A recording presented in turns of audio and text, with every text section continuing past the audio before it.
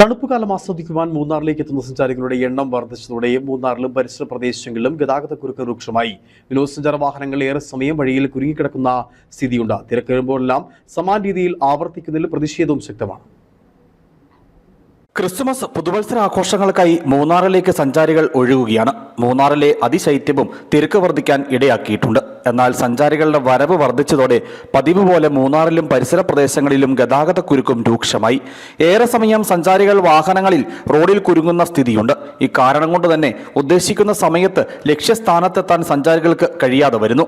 സഞ്ചാരികൾക്കൊപ്പം തദ്ദേശീയരും പ്രതിസന്ധി നേരിടുന്നുണ്ട്. വിനോദസഞ്ചാരികൾ ശുചിമുറികളിൽ പോകാനാവാതെ ഭക്ഷണവും വെള്ളവുമില്ലാതെ ഏറെ സമയം വാഹനങ്ങളിൽ ഇരിക്കേണ്ടുന്ന സാഹചര്യം പ്രതിസന്ധിയാകുന്നുണ്ട്.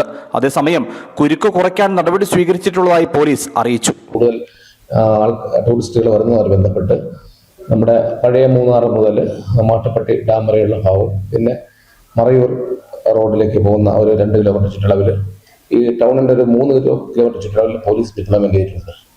അഡീഷണൽ ഫോഴ്സ് നമ്മൾ മൊബിലൈസ് ചെയ്ത് മറ്റ് സബ് ഡിവിഷനിൽ നിന്നൊക്കെ മൊബിലൈസ് ചെയ്ത് പോലീസ് ഫോഴ്സ് ഡിപ്ലോയ് ചെയ്തിട്ടുണ്ട്. അത് എല്ലാവർക്കും ഹാൻഡ് സെറ്റ്, 1-to-1 സെറ്റ് എന്ന് പറയും, ഹാൻഡ് സെറ്റും കൊടുത്തിട്ടുണ്ട്.